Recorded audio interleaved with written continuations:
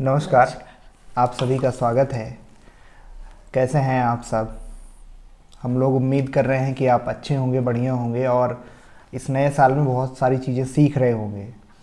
देखिए, आज आपसे जो बात करने का जो उद्देश्य है, ऑब्जेक्टिव है, वो ये है कि साइकोलॉजी में, मनोविज्ञान में एक बहुत ही प्रोमिनेंट या बहुत ही जाने माने मनोवैज्ञानिक हुए हैं प्रोफेसर सिगमंड फ्रॉयड।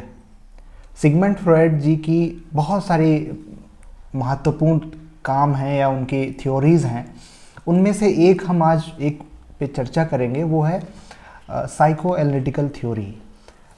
अगर हम मोटे तौर पे बात करें तो पर्सनालिटी या व्यक्तित्व के बारे में ये थ्योरी जो है बताती है, बात करती है कि हमारे जो मनुष्य की पर्सनालिटी या व्यक्तित्व को 3 तरह से कैटेगराइज किया गया है, ईद, ईगो, सुपर ईगो में।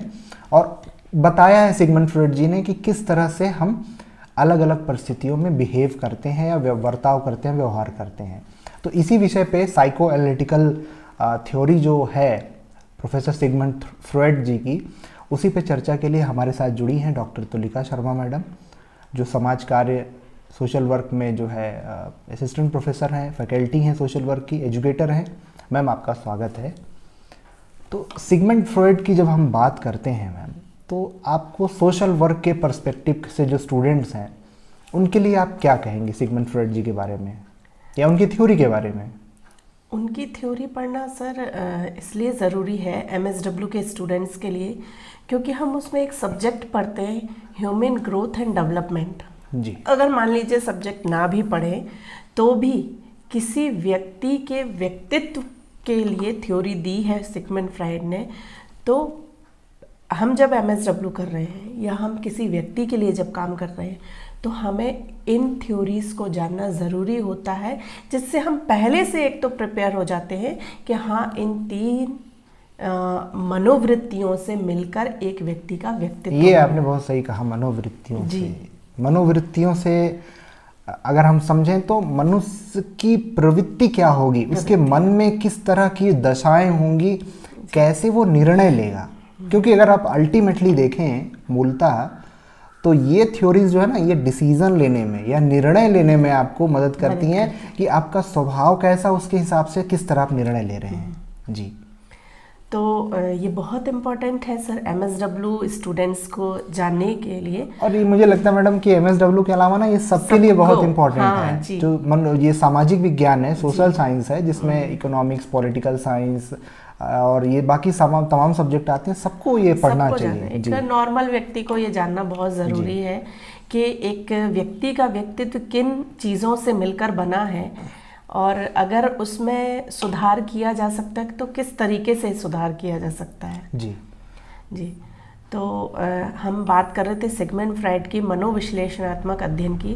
तो जैसा कि सर ने बोला ही है कि व्यक्ति के व्यक्तित्व का सिद्धांत है ये, जिसको मनोविश्लेषणात्मक या साइको एनालिटिक थ्योरी बोला गया है। तो यह सिद्धांत जो है वो मानव की मानसिक क्रियाएं, जो उसका मेंटल एक्शन होते हैं, उस और व्यवहारों का अध्ययन किया गया है, मानसिक क्रियाएं और व्यवहारों का। तो सिगमंड फ्रॉयड की ये जो थ्योरीज हैं वो व्यक्ति के व्यक्तित्व को जानने में हेल्प करती हैं ना। आगे हम पढ़ें तो जो सिगमंड फ्रॉयड थे, उन्होंने मनुष्य के मस्तिष्क के 3 पहलू बताए हैं। चेतन मन, कॉन्शियस, अचेतन मन, अनकॉन्शियस, और अर्धचेतन मन, मतलब सेमी कॉन्शियस मन। ये हम लोग सभी जान रहे होंगे, इस बारे में जानते होंगे, मुझे ऐसा लगता है, फिर भी हम बता देते हैं। चेतन मन, कॉन्शियस मतलब सजग होकर या जागृत अवस्था में काम करना, जहाँ हमें मालूम होता है अच्छा क्या है, बुरा क्या है, हमको क्या चीज़ें करना चाहिए, क्या चीज़ें नहीं करना चाहिए। जैसे हम बात करें कि समाज में रहकर सामाजिक तरीकों, मतलब अगर मैं रोक रहा हूँ आपको, जैसे अभी हम लोग बात कर रहे हैं और आप सुन रहे हैं, देख रहे हैं, समझ रहे हैं, अभी हम जो भी बात कर रहे हैं वो चेतन मन के साथ कर रहे हैं, सचेत होकर के कर रहे हैं कि अभी हम आपको जो भी बता रहे हैं हम अपने बेस्ट नॉलेज से, अपने सबसे सर्वाधिक जो हमें अभी समझ में आ रहा है, जो हम समझ पाए हैं, जो पढ़े हैं, उसके आधार पे आपको अपना बेस्ट बता रहे हैं। दूसरा उदाहरण अगर आप देखें तो पुलिस जब पकड़ती है चोरों को, बदमाशों को, तो शुरुआत में उनका जब स्टेटमेंट लिया जाता है, उनका जो है उनकी बात पूछा जाता है कि आपने क्या किया, कैसे किया, तो आप सही कंडीशन में हैं। उसके बाद जब पुलिस को लगता है या कि कोई बहुत बड़ा गलत काम हुआ है, कुछ गलत हुआ है, तो वो एक इंजेक्शन देंगे जिससे कि आप जो है अपने होश में नहीं रहेंगे। आप बताएंगे सारी घटनाएं, बट उस दवा के, उस इंजेक्शन के प्रभाव से आप बताएंगे। तो आपका मन जो है, आपका जो माइंड है, मस्तिष्क है, वो स्लीपिंग मोड में चला जाता है और आपकी जो है, जिसको क्या कहते हैं, वो याद नहीं आ रहा है उस वर्ड को, कि वो इंजेक्शन देने के बाद फिर आप जो है ना लाई डिटेक्टर टेस्ट जो करते हैं हम, तो आप उसमें जो है आप ऐसी कॉन्शियसनेस की स्टेट में नहीं है, नॉर्मल स्टेट में नहीं, स्टेज में नहीं है।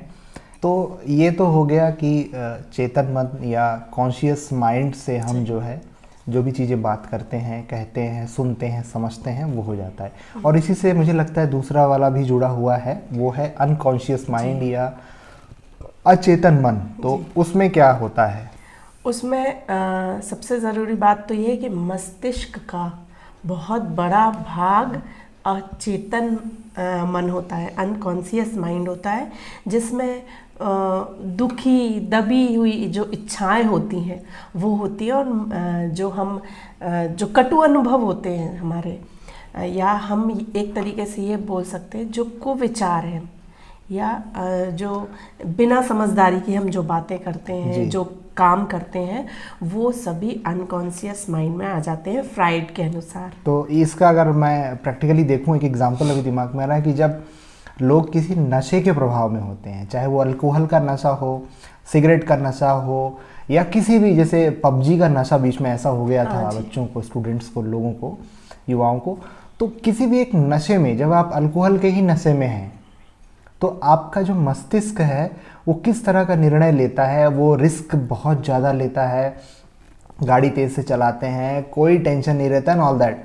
तो एक तरह से वो हमारा जो माइंड है वो कॉन्शियस नहीं होता, वो अनकॉन्शियस एक तरह से हो जाता है। एक ऐसी अवस्था में माइंड हमारा, मस्तिष्क पहुंच जाता है। तो ये हो गई दूसरी कंडीशन। जनरली व्यक्ति अचेतन मन के अनुसार ही काम करते हैं, ये फ्राइड के अनुसार। अच्छा। और नेक्स्ट है अर्धचेतन मन। ये शून्य की अवस्था है, मतलब बातों को जो हम भूल जाते हैं, फिर जोर देते हैं तब याद आता है, ये अर्धचेतन मन है। और यहाँ पर दो विचारों में कन्फ्यूज़न की स्थिति पैदा हो जाती है कि ये करें कि ये करें, बीच में द्वंद्व, संघर्ष की स्थिति पैदा हो जाती है, किस कार्य को पहले करें, किस कार्य को, डिसीजन लेने में जो हम देर लगाते हैं या जो बहुत ज़्यादा विचार करते हैं, वो है अर्धचेतन मन। तो ये तो हो गई कि माइंड की क्या कंडीशंस या अवस्थाएं होती हैं, जिसमें सिगमंड फ्रॉइड जी ने जो बताया है। और उसी को आगे बढ़ाते अगर हम बात करें तो यहाँ मैं ये जो तीनों अवस्थाएं हैं, इसके बारे में एक एग्जांपल देना चाहती हूँ। फ्राइड ने ना इसका जो समुद्र में जो बर्फीला पहाड़ होता है, उसको एग्जाम्पल के रूप में देके बहुत अच्छे तरीके से बताया है कि जो समुद्र के जो ऊपर जो भाग दिखता है बर्फ का, आइसबर्ग जो आप देखते हैं जी, वो बताया उन्होंने चेतन मन, क्योंकि वो बहुत कम भाग रहता है, 10%। जो बीच में भाग रहता है, मतलब ना जो पानी के ऊपर रहता है ना पानी के नीचे रहता है, वो बताया अर्धचेतन मन, सेमी कॉन्शियस माइंड। और समुद्र के नीचे जो बहुत बड़ा भाग रहता है बर्फ का, पहाड़ का, वो 90%, वो बताया है अचेतन मन, अनकॉन्शियस माइंड। तो ये एग्जाम्पल के रूप में उन्होंने बताया है कि मनुष्य का माइंड भी इसी तरीके से है। अच्छा, तो अब चर्चा में आगे बढ़ते हैं। देखिए, सिगमंड फ्रॉइड जी का जो एक और बहुत ही महत्वपूर्ण और बहुत ही रिवोल्यूशनरी या क्रांतिकारी काइंड का, प्रकार का जो एक उन्होंने बताया मनुष्य के पर्सनालिटी के बारे में, ह्यूमंस के पर्सनालिटी के बारे में, वो 3 तरह से कैटेगराइज उन्होंने किया। एक पहला था ईद, दूसरा था ईगो और तीसरा था सुपर ईगो। तो मैडम, ईद के बारे में, आईडी जिसे हम कहते हैं इंग्लिश में, आईडी, हाँ, हिंदी में इदम भी बोल सकते हैं। हाँ कहते हैं। ईद, हाँ। तो इंग्लिश का अगर आई और डी, आई डी जिसे हम ईद कह रहे हैं, उसमें क्या हो रहा है उसके बारे में थोड़ा सा समझते हैं हमारे व्यूवर्स, हमारे स्टूडेंट्स के जी। लिए। फ्राइड ने मनुष्य की 3 स्थिति, मस्तिष्क की 3 स्थितियों के बारे में बताया। सर आपने सही बोला, ईद, ईगो, सुपर ईगो। तो ईद जो है वो टोटली सुखवादी सिद्धांत के आधार पर है कि मतलब मुझे अभी ये करने की इच्छा हो रही है तो मैं तुरंत इसको कर दूं। अगर मुझे ग्लास तोड़ने की मन कर रहा है, मुझे अभी गुस्सा आ रहा है तो मैं अभी गुस्सा कर दूं, सामने वाले पे मैं थोड़ा दूसरा एग्जांपल देता हूँ। जी। देखिए ये जो होता है फर्स्ट ईद में, ये इंस्टेंट ग्रेटिफिकेशन जो मैडम ने कहा कि त्वरित सुख, तुरंत मुझे डिले नहीं चाहिए, मुझे इंस्टेंट ग्रेटिफिकेशन चाहिए, तुरंत मुझे सुख चाहिए, तुरंत मुझे कोई चीज़ चाहिए, मुझे खाना खाना है, मुझे तुरंत आप भोजन ला के दीजिए। जैसे छोटा बच्चा होता है तो छोटे बच्चे से कंपेयर किया गया है यहाँ पे कि उसको अगर कोई चीज़ चाहिए तो वो रोने लगता है, उसकी इच्छा पूरी नहीं हुई तो चिल्लाने लगता है, लौट जाएगा, कुछ भी करेगा, लेकिन उसको तुरंत वो चीज़ चाहिए। तो ये जो है, जो मनुष्य का ऐसा व्यवहार मैं कह रहा हूँ, ऐसा डिसीजन कि नहीं मुझे तो यही चीज़ चाहिए और अभी तुरंत चाहिए, मुझे कोई मतलब नहीं, कोई फ़र्क नहीं पड़ता कि आप कहाँ से क्या चीज़ें करेंगे, मैं कुछ नहीं जानता, मुझे आप ये दीजिए। तो एक तरह से ये चाइल्डिश या बच्चे का नेचर जो होता है वो हम सब के अंदर में होता है कुछ चीज़ों को लेकर के, और होना भी चाहिए, है ना। इसमें सोचते समझते नहीं है कि हाँ। अगर मैं ऐसा करूँगा तो सामने वाले पे क्या होगा या क्या इफेक्ट पड़ेगा, ये नहीं, बस हमें अभी जो सुख चाहिए वो अभी चाहिए। और ये अवचेतन मन से जुड़ा हुआ है। फ्राइड ने बताया कि ये अवचेतन मन से जुड़ा हुआ है, जो ईद की जो स्थिति होती है वो। मतलब इसी को थोड़ा सा और अगर मैं मॉडिफाई करूं, विस्तार करूं, तो अगर किसी व्यक्ति के व्यवहार में या पर्सनालिटी में अगर आप देखें कि वो इस तरह से जिद्दी हो गया है ना, उसको कुछ नहीं समझना है, कुछ नहीं देखना, उसको ये है कि भाई मुझे तुरंत ये चीज़ चाहिए, ये सामान चाहिए, ये मुझे यहाँ जाना है, ये खाना पीना है, या ये डिसीजन मैंने ले लिया, तुरंत लिया मैंने, अब आप सब लोग मुझे उसमें हेल्प करिए, मुझे चाहिए। तो वो जो है कहीं ना कहीं ईद के बारे में आप मतलब वो हावी हो चुका है आपके ऊपर, वो बच्चे का जो स्वभाव है वो हावी हो चुका है, और उसी के प्रभाव में आकर के आप डिसीजन या निर्णय ले रहे हैं और आप जो है अपनी चीज़ों को चाह रहे हैं। सर मैं एक एग्जाम्पल देना चाहूँगी, हालांकि लड़ाई झगड़े वाला ही एग्जाम्पल है। जैसे अभी वैष्णो देवी में आपने सुना होगा सभी ने कि बहुत लोगों की मृत्यु हो गई, वो इसी का नतीजा है। 2 लोगों के बीच में लड़ाई हुई, उन्होंने डंडाबाजी कर दी, डंडा मारने लगे एक दूसरे को, और भगदड़ मच गई और उससे कितने लोगों की जान चली गई। ये इसी का एग्जाम्पल है कि उन्होंने उस समय सोचा नहीं, समझा नहीं, बस उनको उस समय जो सही लगा, जो उनको उस समय सुख देने वाला था, वो उन्होंने किया। तो ये एक एग्जाम्पल मुझे लगता है कि ईद का। बहुत सारी चीज़ें हो सकती है। हाँ, ये तो ठीक है, मतलब कुल मिला के अगर आप ये कहें कि मैंने कोई निर्णय लिया, कोई चीज़ मुझे चाहिए, कोई सामान चाहिए, या कोई डिसीज़न मैंने लिया, या मुझे कुछ करना है, तो मैं तुरंत मुझे वो चीज़ चाहिए। आप मेरे पिता हैं, आप मेरे भाई हैं, मेरी बहन है, मेरी पत्नी है, मेरे दोस्त हैं, जहाँ भी जिस सर्कल में हैं, जिस आप कांटेक्ट में हैं लोगों के, आप उनसे बस, जैसे पहले के ज़माने में राजा होते थे, राजाओं को एक अलग वो हो जाता था कि भाई मुझे ये चाहिए बस, तो बस आप जाइए, मेरी सेना जाए लेकर के आए। तो ये मुझे लगता है ईद के बारे में काफ़ी हो गया। दूसरा होता है ईगो, बट ईगो को हम बाद में डिस्कस करेंगे, पहले डिस्कस कर लेते हैं सुपर ईगो को। तो सुपर ईगो जो है, जिसको परा अहम भी कहते हैं, मैडम इसमें क्या होता है आप बताइए, फिर हम बात करते हैं। इसमें सर टोटली आदर्शवाद, आध्यात्मिक प्रवृत्ति पूरी तरह से सामाजिक और नैतिकता पर आधारित है।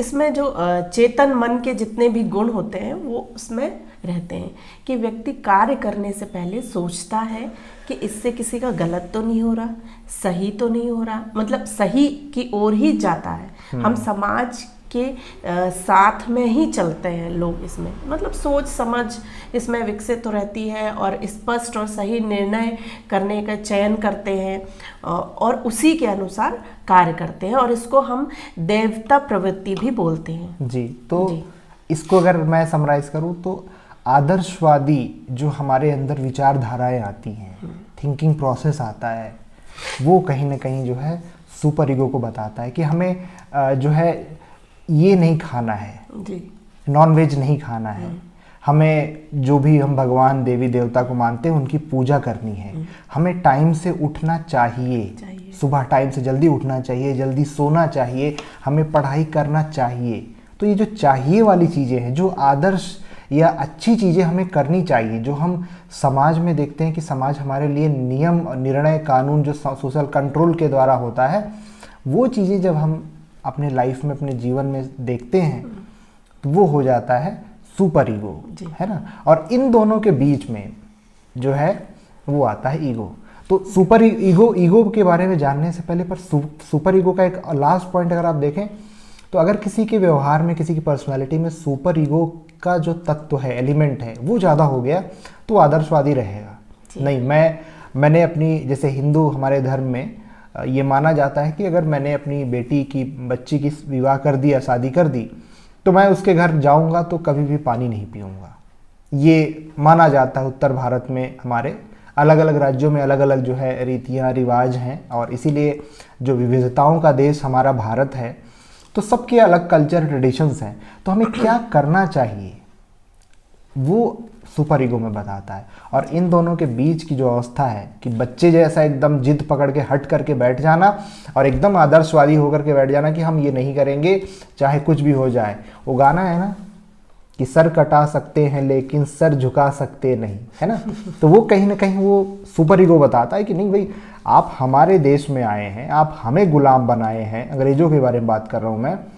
हम आपकी बात नहीं मानेंगे, हमारी जान ले लीजिए आप, लेकिन हमारी जो जिद है कि आप देश छोड़ के जाइए तो आप जाइए, वो है सुपर ईगो का। और इन दोनों के बीच में ईगो आता है। तो ईगो के बारे में बताइए मैडम आप। ईगो बुद्धि, चेतना और तार्किकता होती है। मतलब हम उसमें अपने बुद्धि लगाते हैं और तर्क, अपने आप से ही तर्क करते हैं। और ये अर्धचेतन मन से जुड़ा हुआ है। जो ईगो है वो अर्धचेतन मन से जुड़ा हुआ है। कार्य करने के लिए विचार करता है जी। कि जो भी मन में कार्य आ रहा है, सही नेगेटिव काम आ रहा है कि पॉजिटिव अच्छा काम आ रहा है, उसके करने से पहले हम विचार करते हैं। अगर नेगेटिव कार्य हमारे मन में आ रहा है या कुछ गलत कार्य करने का विचार व्यक्ति सोच रहा है, तो उससे पहले वो सोचेगा इससे किसी का बुरा तो नहीं हो रहा है, ये मेरा खुद का बुरा तो नहीं हो रहा है, अब मेरा खुद का बुरा तो नहीं हो रहा है, इससे कहीं मैं जेल तो नहीं चला जाऊंगा, या मुझे कोई बच्चे कर रहे हो या कोई यंग कर रहा हो तो घर में पिटाई तो नहीं होगी। तो ये करने से पहले जो हम विचार करते हैं कि सही है कि गलत है, वो अनुचित, उचित, अनुचित का ज्ञान होता है। ये आपने बहुत सही कहा जी। और इसको हम मानवतावादी प्रवृत्ति से जोड़ते हैं जी। तो जो व्यक्तियों के विचारों को नियंत्रित करता है, ये है ना, उसमें अंकुश लगाने का काम करता है, जो अहम होता है, जिसके हिसाब से सोच समझकर व्यक्ति काम करता है। मतलब इसको एक तरह से कहें तो ये एक तराजू के पलड़े की तरह होता है। एक तरफ कि भाई हमको जो है ये काम भी करना है, उससे अच्छी चीज़ें भी होंगी, पर एक तरह से डर भी लगता है कि नहीं, इससे निगेटिव भी हो सकता है, हम ज़िंदगी में रिस्क लेंगे तो हम फेल भी हो सकते हैं और हमारा क्या होगा। तो एक तरफ तो जो है वो बच्चे वाली जो ईद वाली स्टेज है कि हमको चाहिए भाई, हमको वो करना है, हमको अपना लक्ष्य हासिल करना है, और दूसरी तरफ ये है कि नहीं, हम अगर फेल हो गए या हमको ये करना चाहिए। तो इन दोनों के बीच का जो रास्ता है, बैलेंस बना करके, प्लस माइनस, सकारात्मक नकारात्मक, दोनों पहलुओं को इक्वल रूप से जजमेंट करने के बाद फिर जो आप डिसीजन लेते हैं सोच समझ के, तर्क संगत, लॉजिकली, वो होता है आपका ईगो। और ये व्यक्तित्व का एक, मतलब एक डिसीजन का व्यक्तित्व का एक पार्ट होता है, एक तरह से वो व्यक्तित्व को दिखाता है। तो इसमें क्या होता है सर कि दो विचारों की, दो थॉट की उत्पत्ति एक साथ होती है। मतलब हम गलत के बारे में सोच रहे हैं, हम गलत काम करने का सोच रहे हैं, लेकिन फिर ये भी सोच रहे हैं कि उससे कुछ गलत तो नहीं हो रहा है। हमारे ऊपर अंकुश लगाता है, ऐसा नहीं करते, इससे ये हो जाएगा, इससे ये होगा, ये विचार भी चलता है। मतलब गलत काम के लिए भी चल रहा है और सही काम के लिए भी चल रहा है, तो द्वंद्व चलता रहता है। और एक सब लोग कहते हैं जब कोई हमसे गुस्सा हो जाएगा या हम ही किसी से गुस्सा हो जाते हैं तो हम कहते हैं ना, ये बहुत ईगो वाले हैं, या ये बहुत ईगो है इनके अंदर, बहुत ईगो दिखा रहे हैं ऐसा। तो वो कहा जाता है, वो एक्चुअली क्या दिखाते हैं कि, क्योंकि कई बार ऐसा होता है कि हम जो डिसीज़न लेते हैं उसमें नेक्स्ट पर्सन जो है, जो हमसे आगे का संबंधित है, हमारे परिवार में, घर में, कार्य क्षेत्र में जो लोग हैं, कई बार वो जो हमसे चाहते हैं, जो अपेक्षा रखते हैं, वो हम नहीं करते। तो क्या होता है, बहुत ईगो वाले हैं, पर वो ये नहीं देखते कि आपके माता पिता या जो गार्जियंस हैं आपके, या जो पालक हैं, कई बार आप जो चाहते हैं चीज़ें वो नहीं देते आपको, क्योंकि उनको लगता है कि अगर ये चीज़ दी गई तो कहीं ना कहीं वो आपके लिए अच्छी नहीं होगी, सकारात्मक नहीं होगी, इसलिए वो चीज़ें आपको नहीं होती हैं। और हम कहते हैं कि आपको बहुत ईगो है या बहुत ही अलग चीज़ें हैं। तो ये तो ईद ईगो सुपर ईगो के बारे में इम्पोर्टेंट बातें थी। और कुछ कहना चाहेंगी मैम? सर, इन तीनों को शॉर्ट में मैं बताना चाहूँगी एक लाइन में कि ईद मतलब I want to do that now, मैं अभी इसको करना अभी, तुरंत अभी चाहिए जी। और जो सुपर ईगो होता है वो सॉरी ईगो जो होता है वो है may be we can compromise, मतलब हम कॉम्प्रोमाइज कर सकते हैं, नहीं कर सकते, ये विचार आता है। और जो सुपर ईगो होता है उसमें होता है it is right, it's not right to do now, मतलब ये अभी समय नहीं है, वो टोटली उस काम को नहीं करने पर नहीं करना चाहिए, नहीं करना मतलब चाहिए। एक तरह से अगर एक एग्जांपल दे, जैसे अगर आपको एप्पल का फ़ोन खरीदना है, एप्पल का कंपनी का अगर लैपटॉप खरीदना है, 1 लाख रुपए का फ़ोन खरीदना है या लैपटॉप खरीदना है 1.5 लाख रुपए का, आपकी सामाजिक स्थिति या फाइनेंशियल स्टेटस, अगर हम मिडिल क्लास से हैं, हम है ना, तो मिडिल क्लास 1.5 लाख रुपए का मोबाइल फ़ोन या लैपटॉप लेने के लिए जो है थोड़ा सा उसको लगेगा, अब भाई एप्पल का फ़ोन या एप्पल कंपनी का प्रोडक्ट बहुत अच्छी क्वालिटी का होता है, ऐसा यूथ कई लोग मानते हैं। तो अगर मुझे अभी ही चाहिए वो चीज़, अब मुझे कोई फ़र्क नहीं पड़ता कि मुझे पैसे उसके लिए कहाँ से अरेंजमेंट करने पड़ेंगे, तो वो ईद हो गया।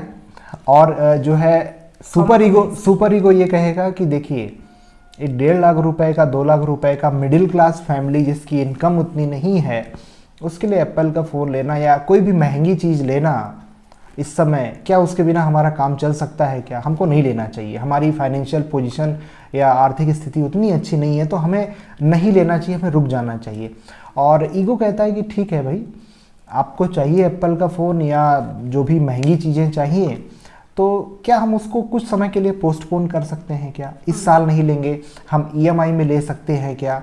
या उसके लिए कुछ और ऑप्शंस हो सकते हैं क्या? हम कुछ और काम करें, कुछ मेहनत करें, पैसे इकट्ठा करें, कमाएं और अर्न करें और उसके बाद ले लें। तो ईगो जो है वो बैलेंस बनाने की कोशिश करता है बच्चे वाले नेचर में और एकदम आदर्शवादी नेचर में, कि भाई ठीक है बैलेंस, जैसे मम्मी करती हैं हम लोगों के घर में, है ना।